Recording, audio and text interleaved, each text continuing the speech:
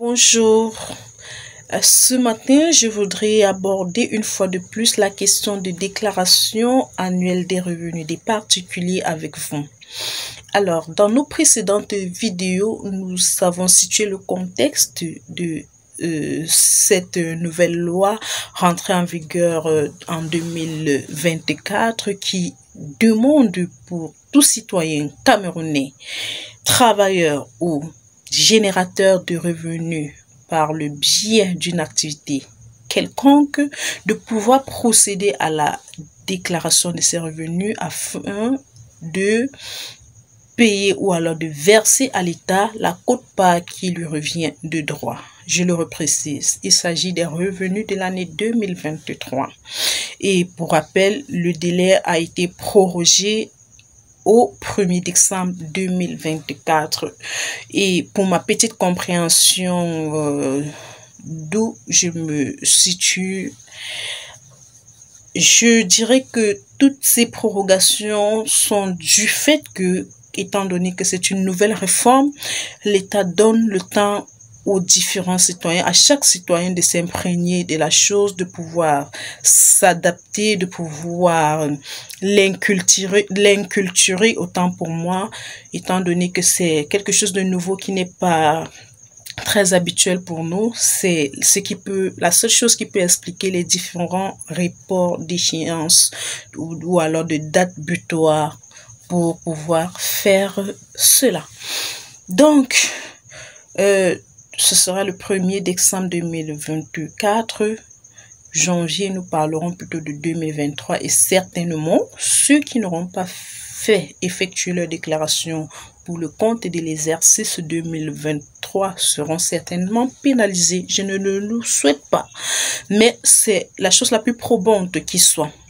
Aujourd'hui, je voudrais interpeller tous les travailleurs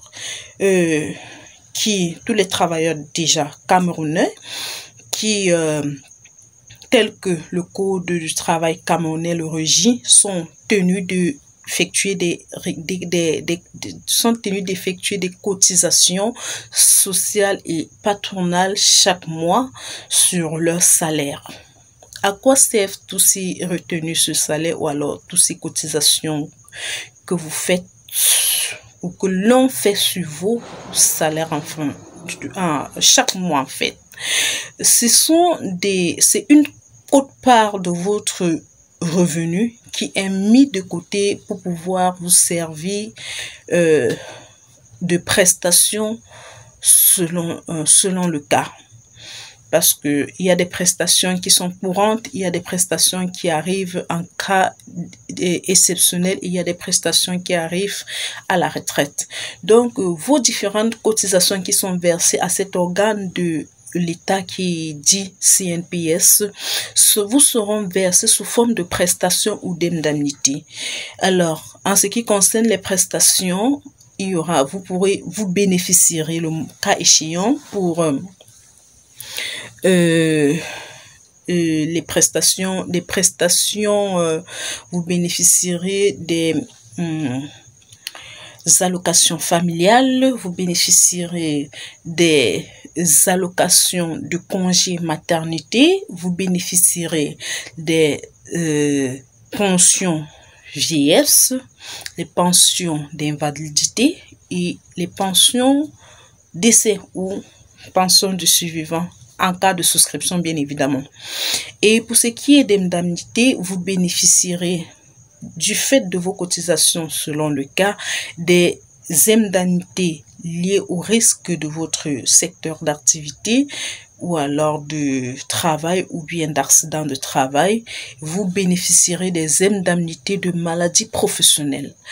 Alors, comme pour la plupart des travailleurs entre guillemets, qui généralement ne connaissons pas nos droits ou alors ne connaissons pas ce que nous devons faire ou le process à emprunter pour pouvoir nous rassurer que tout est bien fait en bonne et due forme pour que le moment opportun nous puissions rentrer en possession de nos droits sans difficulté aucune.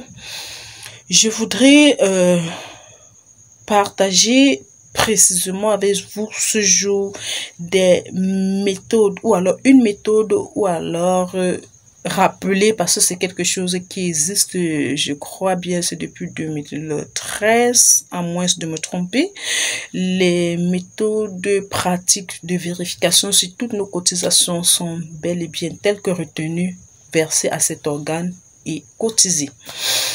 Pour ce fait, vous devez déjà premièrement vous assurer que vous avez votre numéro d'assurance sociale. Votre numéro d'assurance sociale qui vous le donne, si vous êtes à votre première expérience professionnelle et que vous êtes embauché en qualité de travailleur, la loi voudrait que votre employeur vous assure à la CNPS. Cette assurance à la CNPS vous donnera droit à un numéro dit numéro assuré ou alors numéro de CNPS, tout simplement. Alors, si seulement vous êtes à votre deuxième ou énième expérience, il y a toujours une transition entre un employeur et un employé.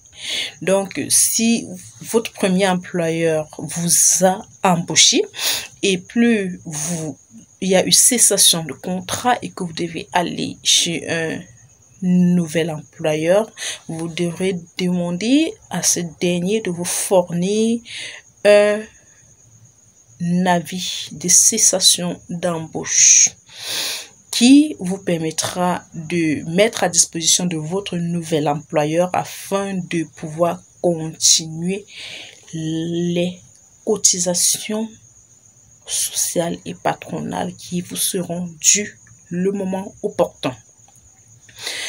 Ainsi de suite. Maintenant, comme j'aime toujours nuancer, s'il s'avérait que vous vous dites travailleur, détenant un contrat de travail, et que vous avez l'âme et conscience que vous n'êtes pas immatriculé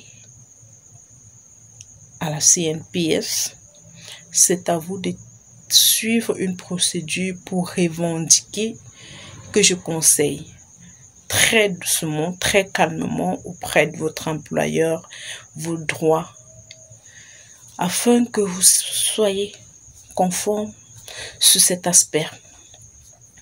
Donc, pour ceux qui sont déjà assurés et qui, généralement, quand on nous dit nous sommes assurés, on ne se dérange pas de savoir quel est notre numéro. On prend parfois le bulletin, on n'essaye pas de regarder pour voir même. Généralement, ce sont des informations qui paraissent comme du miracle, pourtant ce sont des données qui sont flagrantes et qui sont accessibles à tout travailleur qui suit le minimum de ses papiers ou de ses documents tels qu'il les reçoit de son employeur. Alors, vous avez déjà cela. Pour pouvoir le faire sur la plateforme de la CNPS tel que le process le voudrait, il suffit simplement d'avoir ce numéro-là. Ça peut être sur papier, oui. Vous allez sur le site de la CNPS. Je vais laisser le lien en bas en description de la présente vidéo pour que vous puissiez vous rediriger plus aisément sur ce site-là. Et quand vous serez sur ce site, vous serez sur l'espace assuré. Étant sur ce site, il y aura l'endroit indiqué pour numéro assuré et ainsi qu'un mot de passe. Maintenant, si vous doutez ou si vous, parce que ce numéro a aussi une casse qui est bien conventionnelle, qu'il faudra maîtriser, sinon on doit l'introduire et ça ne passera pas. À côté, il y a créer. Si vous n'en avez pas encore créé, c'est même pas que c'est à vous de créer votre numéro assuré, non. Votre employeur vous a déjà déclaré et ça vous a donné droit à un numéro assuré que vous devrez savoir, que vous devrez avoir. Maintenant, pour pouvoir accéder à la plateforme e-service de la CNPS, il est question de pouvoir vous immatriculer ou alors créer votre compte sur cette plateforme-là.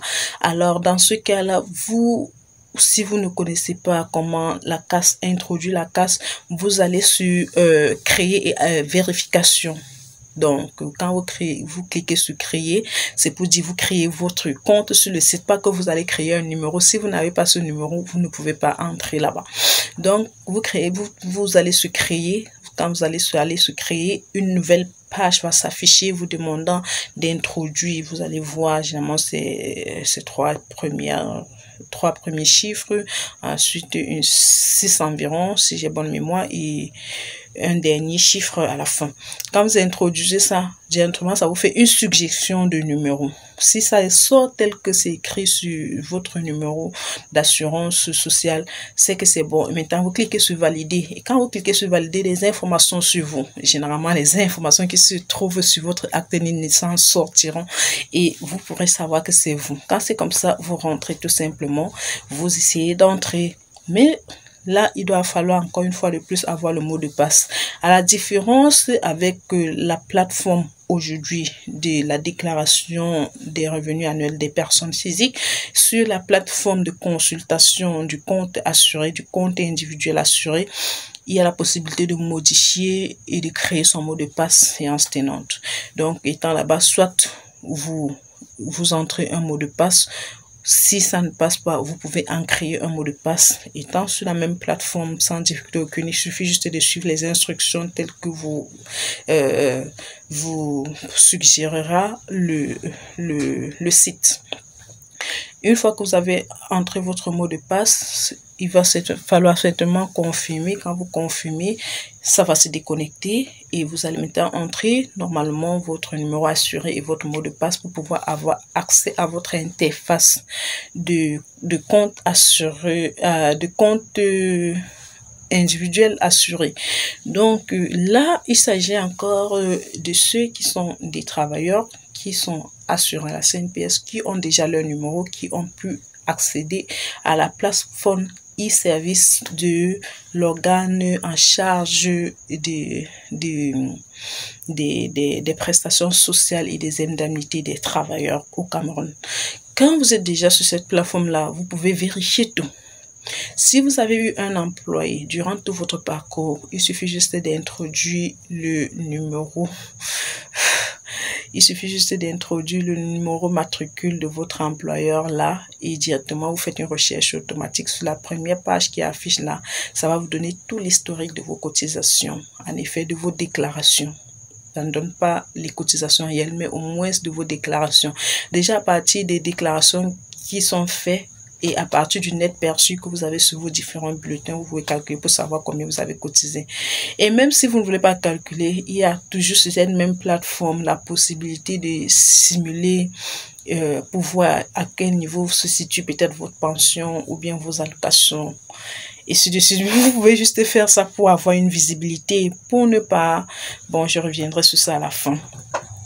Donc, pour avoir une visibilité ou alors pour suivre comment est-ce que vos contributions, vos cotisations évoluent.